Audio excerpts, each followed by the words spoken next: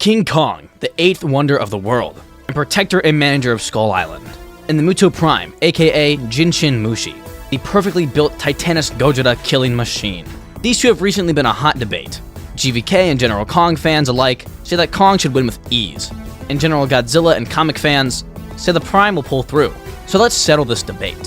Hello everyone, I'm Godzilla Guy, and in today's video we'll be discussing who would win, the MUTO Prime or Kong.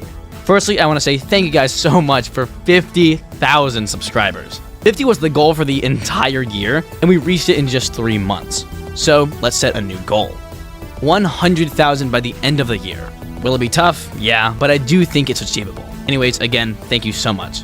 Anyways, this fight will be different than most. We'll be going over each kaiju's respective feats to find out who wins each category.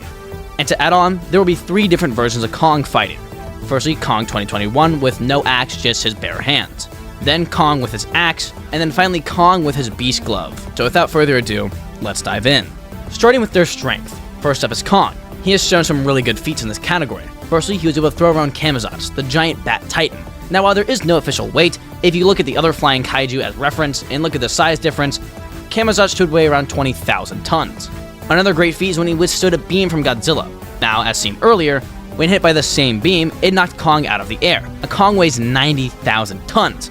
And as we say, he later takes one of these beams that could push him mid-air and is able to stay upright. So Kong is taking a 90,000 ton plus beam and staying on his feet. He was also able to throw around the warbats, which in a theater program are stated to weigh 26,000 tons. Also in his climactic fight with Godzilla, he was able to push Godzilla around. This version of Legendary Godzilla comes in at 99,634 tons.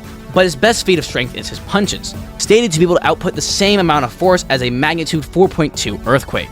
Next up is the Prime.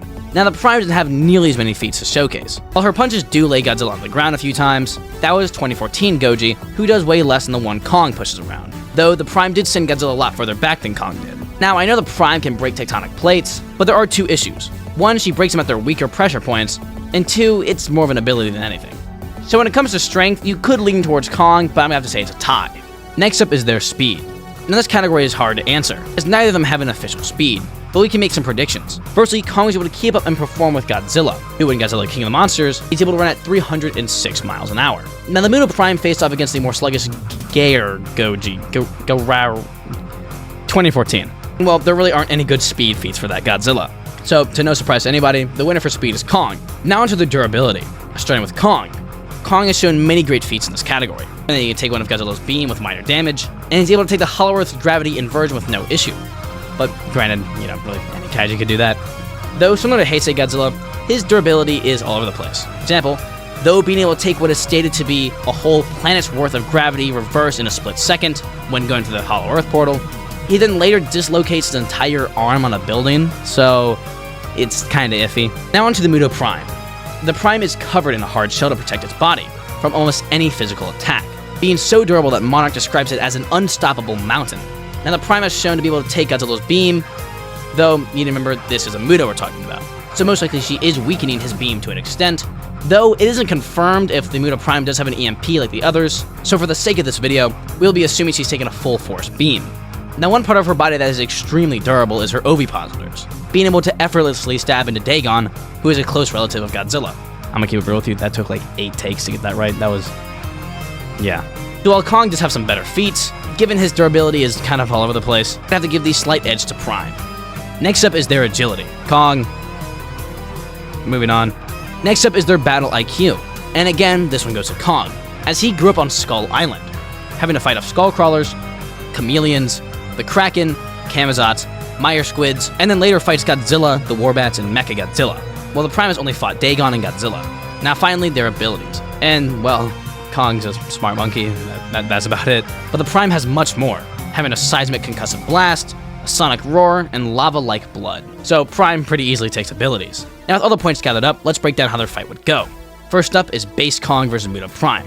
Now this fight is pretty one-sided, as Kong is faster and knows how to fight, but he doesn't really have any tactics or skills to break through the MUTO Prime's shell. And along with the fact that the Prime's sonic roar is much more powerful than the Kamazat's roar, and Kong was extremely injured from Kamazat's roar, honestly, one roar from MUTO Prime should be enough to put Kong out of commission.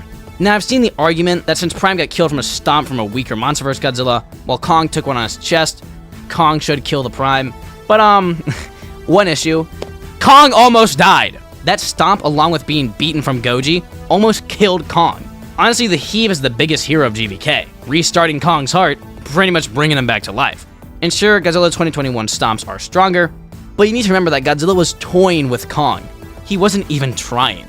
Like when he fought the MUTO Prime, he got injured so bad that he had to grow new dorsal plates. So base Kong versus Prime is no question. Prime wins with ease.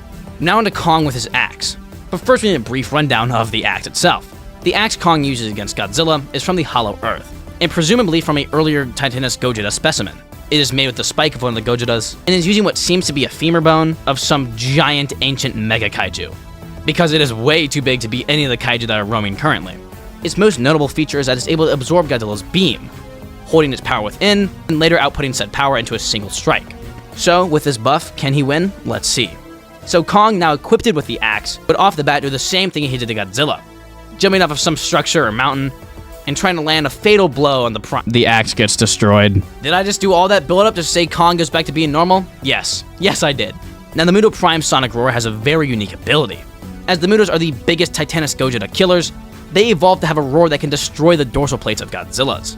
Meaning one roar and Kong would be sent flying backwards, as the roar would hit him dead center in the face, as the axe just dissolves in his hands. That'd be such a cool shot. And yeah, we're back to normal Kong. So, again, like the last time, MUTO Prime moves on with like low to mid difficulty. Now, onto the Beast Glove. So there will be some headcanon here and some major Godzilla x Kong spoilers, so this is your warning. According to TV spots and a leaked image, Beast Glove has been shown to fend off Godzilla, and even injure him in their fight in Egypt. Now, this is crazy impressive, as Godzilla in his evolved state can now hold 20 times more energy than the past. So I mean, if we look at Thermo Goji, the most radiation Godzilla could hold in him before he just went kaboom, imagine that, but times 20. This is also impressive because we know somehow Godzilla gets more durable the more radiation he has. As in Godzilla King of the Monsters, when he got hit by King Ghidorah's gravity beams, in the past he was getting injured. But now in his thermonuclear state, he literally just walks him off and even laughs. So we know somehow he is becoming more durable the more radiation he has in his body. And Kong was able to injure him. Yeah, Kong is winning this one. With like 1 or 2 punches to the face, Prime would just be a mush on the ground. So there's your answer to Kong versus the MUTO Prime. The MUTO Prime wins against base Kong and Kong with his axe, but Kong with the Beast Glove slams Prime. So yeah, I hope you all enjoyed. If you want to see more kaiju content, make sure to subscribe. It's a simple button press to you, but to me it means the world. Again, let's try and get 100K. And as always, everybody, keep collecting. Godzilla Guy out. See ya.